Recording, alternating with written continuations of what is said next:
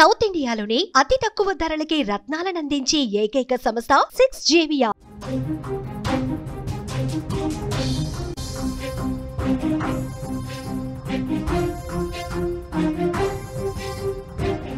పెళ్లి మాటల పేరుతో హత్యాకాండ. ప్రేమికుణ్ణి దారుణంగా వధువు కుటుంబం కొట్టి చంపేసింది. ప్రైవేట్ పార్ట్స్ మీద చేసినటువంటి దాడితో ఆ యువకుడు ఆన్ ద స్పాట్ చనిపోయాడు. క్రిమినల్ కేసులు ఉన్నాయన్న నెపంతో ఘోరం చేశారు. నిందితుల కోసం పోలీసులు గాలిస్తున్నారు. 9 మందిని అరెస్ట్ చేశారు మహారాష్ట్ర పోలీసులు. ప్రేమించిన అమ్మాయిని పెళ్లి చేసుకుందామని వెళ్ళాడు. అదే ప్రేమ అతని పాలిట శాపంగా మారింది. అతని ప్రాణం పోవటానికి కారణమైంది. ఒక అమ్మాయిపై మనసు పడ్డాడు. ఆ అమ్మాయిని పెళ్లి చేసుకుందామని పెద్దల అంగీకారం కోసం వెళ్ళాడు. వాళ్ళని ఏ విధంగా నేను ఒప్పిస్తాను, ఆ అమ్మాయిని పెళ్లి చేసుకుంటాను, నా ప్రేమను నేను గెలిపించుకుంటాను అని వెళ్ళాడు. కానీ అక్కడికి వెళ్ళాక ప్రాణాన్ని సైతం పోగొట్టుకుంటానని అతనికి తెలియదు. పెళ్లి చేసుకుందామనుకున్న ఆ యువకుణ్ణి వధువు కుటుంబం చాలా దారుణంగా కొట్టి కొట్టి కొట్టి చంపేశారు, హత్య చేశారు. ప్రేమించిన వాడిని జీవితాంతం తోడుంటానన్న వాడిని ప్రాణాలతో ఉండనివ్వలేదు. కేవలం ప్రేమించినందుకే. మా అమ్మాయిని ప్రేమిస్తావా, నీకెందుకు అంత ధైర్యం, ఎంత ధైర్యం నీకు, మా ఇంటికే వచ్చి మాతో ఈ విషయాలు మాట్లాడటానికని అతని ప్రాణం తీసేశారు. చర్చల పేరుతో పిలిచి దారుణంగా కొట్టి చంపేశారు. మహారాష్ట్రలో జరిగింది ఈ ఘటన. ఇంకా పరువు కోసం హత్యలు, ప్రేమ వివాహాలకు సంబంధించి పెద్దలు ఎంత వ్యతిరేక భావంతో ఉన్నారు. కలిసి జీవించాల్సినటువంటి వాళ్ళు బాగానే ఉన్నారు. వాళ్ళు ప్రేమించుకున్నారు, ఒకళ్ళ మీద ఒకళ్ళు నమ్మకం పెట్టుకున్నారు. కలిసి జీవిద్దాం, 7 అడుగులు వేద్దాం, జీవితాంతం నీకు నేను తోడుగా ఉంటాను అని భాషలు చేసుకున్నారు వాళ్ళు. కానీ పెద్దలు మాత్రం దీన్ని ఏమాత్రం ఒప్పుకోవట్లా. పరువు కోసం, ప్రతిష్ట కోసం పరితపిస్తూ దారుణంగా ప్రవర్తిస్తూ ఉన్నారు. ఆ అబ్బాయిని ఇంటికి పిలిచి మాట్లాడదాం రా, అంత కూల్గా ఉంటుంది, నువ్వు ఫస్ట్ ఇంటికి రా, మనం మాట్లాడుకుందామని చెప్పి ఇంటికి పిలిచి ఈ దారుణం చేశారు. మహారాష్ట్రలోని పింప్రి చించువాడలో ఈ ఘటన జరిగింది. రామేశ్వర్ గంఘాట్ అనే 26 ఏళ్ల యువకుడు ఓ అమ్మాయిని ఇష్టపడ్డాడు. ఆ అమ్మాయి కూడా అతన్ని ప్రేమించింది. ఇద్దరు కలిసి పారిపోయి పెళ్లి చేసుకోవాలని అనుకోలా. పెద్దల్ని ఎదిరించి మనం ఎక్కడికో వెళ్ళిపోదాం, దూరంగా వెళ్ళిపోదాం, లేచిపోదాం అనుకోలా. పెద్దల అంగీకారంతోనే ఒక్కటి కావాలని నిర్ణయం తీసుకున్నారు. ఎందుకంటే బయటికి వెళ్ళిపోతే ఆ కష్టాలు ఎలాంటివి తెలుసు.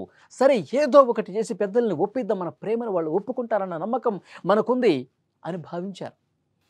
రామేశ్వర్ కుటుంబం ఈ పెళ్లికి అంగీకరించింది కూడా. కానీ అమ్మాయి కుటుంబం మాత్రం రామేశ్వర్ బ్యాక్గ్రౌండ్ నచ్చలేదని, అతడిపై క్రిమినల్ కేసులు, పోక్సో కేసులు ఉన్నాయని పెళ్లికి అంగీకారం తెలపలేదని వాళ్ళు చెప్తా ఉన్నారు. ఇద్దరూ పెళ్లి చేసుకోవాలని పట్టుబట్టడంతో అమ్మాయి కుటుంబ సభ్యులు చర్చల పేరుతో నువ్వు రా ఇంటికి, మనం మాట్లాడుకుందాం, మొత్తం తెలియాలి కదా, నీ విషయాలు తెలియాలి, మా అమ్మాయి విషయాలు నీకు తెలియాలి, రా ఒక్కసారి మనం మాట్లాడుకుందాం, 2 గంటలు మాట్లాడుకుంటే మనం ఈ ముందుకెళ్ళొచ్చు అని మాయమాటలు చెప్పి పిలిపించారు. చర్చలు జరుగుతున్న సమయంలోనే, ఇంట్లో మాట్లాడుకుంటున్న సమయంలోనే కావాలని గొడవ పెట్టుకోవడం స్టార్ట్ చేశారు. ఆ గొడవ కొద్దిగా పెద్దదైంది, అది ఇంకా పెద్దగా అయిపోయింది, తీవ్ర వాగ్వాదానికి కారణమైంది ఆ సమయంలో. దీంతో అమ్మాయి తండ్రి ప్రశాంత్ సర్సార్, మిగతా కుటుంబ సభ్యులు, ఆ అమ్మాయి బ్రదర్స్ ఎవరైనా ఉంటారు కదా, వాళ్ళందరూ ఏం చేశారు, రామేశ్వర్ని ఒక గదిలోకి తీసుకెళ్లారు. ఆ గదిలో తీసుకెళ్ళి గడియ పెట్టేసి రాక్షసుల్లా బిహేవ్ చేశారు. ఇట్లా పట్టుకుని పంచులు, కడుపులో కొట్టడం, వీపు మీద కొట్టడం, ముఖం మీద కొట్టడం, బెల్టులతో ఒకడు కొడతా ఉంటాడు. ప్రైవేట్ పార్ట్స్ మీద చాలా దారుణంగా దాడి చేశారు. ప్రైవేట్ భాగాల మీద తీవ్రమైన గాయాలు కావడంతో, దారుణంగా ఆ గాయాలు కావడంతో రామేశ్వర్ అక్కడికక్కడే స్పృహ కోల్పోయాడు. ఆ తర్వాత అతన్ని వదిలేశారు. తీవ్ర గాయాలతో రామేశ్వర్ ఆసుపత్రిలో జాయిన్ అయ్యాడు. చికిత్స పొందుతూ చనిపోయాడు. ఎంత దారుణం చూడండి, ఎంత దారుణం చూడండి. చర్చల పేరుతో పిలిచింది వాళ్ళు, మాట్లాడదాం రా అని పిలిచింది వాళ్ళు.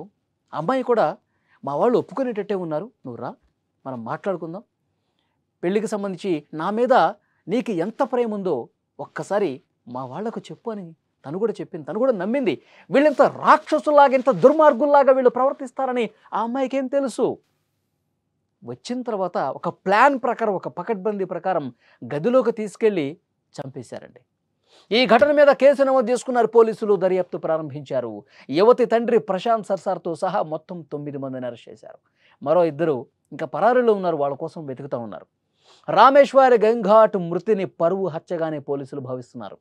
ఇలాంటి ఘటనలు పునరావృతం కాకుండా ఉండాలంటే ఈ దుర్మార్గులు ఎవరైతే ఉన్నారో, రాక్షసులు ఎవరైతే ఉన్నారో, గడిపెట్టి వాళ్ళని నమ్మించి గొంతు కోశారు కదా, మాట్లాడుకుందామని పిలిచి దారుణంగా కొట్టి ప్రైవేట్ పార్ట్స్ మీద బలమేనంగా దాడి చేసి స్పృహ కోల్పోతే హాస్పిటల్కి వెళ్తే ఇక చికిత్స పొందుతూనే చనిపోయాడంటే ఎంత దారుణంగా కొట్టారు, ఎన్ని చిత్రహింసలు గురి చేశారు ఆ కుటుంబ సభ్యులు. ఒక్కడే వచ్చాడు కదా, వీడితోడు ఎవరు లేరులే, ఏం చేస్తాడు, ఏం తిరగబడతాడు మన మీద అనుకున్నారు. దారుణంగా చంపేశారు, కొట్టి చంపారు. మొత్తం 5-6 కలిసి ఒక్కడిని ఒంటరిని చేసి గడిపెట్టి ఇష్టం వచ్చినట్టుగా కొట్టి, ఒకడు బెల్టులతో కొడుతూ ఉంటాడు, ఒకడు కడుపు మీద గుద్దుతూ ఉంటాడు. ఇంత దారుణంగా కొడితే బతుకుతాడా? పాపం అమ్మాయి మీద ఉన్న ప్రేమతో వచ్చాడు. ఏదైతే అదైంది, మనం మాట్లాడదాం, నా ప్రేమను వాళ్ళ ముందు చెప్తాను, వాళ్ళు యాక్సెప్ట్ చేస్తారని ఒక నమ్మకంతో, ఒక భరోసాతో ఆ అమ్మాయి మీద పెంచుకున్నటువంటి ప్రేమను ఇంటి వరకు తీసుకొచ్చింది వాడిని. ఒంటరిగా వచ్చిన వాడిని చంపేశారు. ఇలాంటి వాళ్ళని ఏం చేయాలి? ఇలాంటి దుర్మార్గులు నమ్మించి ఇంటికి తీసుకొచ్చిన తర్వాత అంత దారుణంగా కొట్టారే, ఇంకా పరువు కోసం, ప్రతిష్ట కోసం మా అమ్మాయి కావాలరా నీకు అని చెప్పి ఏమీ ఆలోచించకుండా విచక్షణరహితంగా కొట్టారే. ఇలాంటి రాక్షస మనస్తత్వం ఉన్న వాళ్ళని ఏం చేయాలి? కామెంట్ బాక్స్లో చెప్పండి.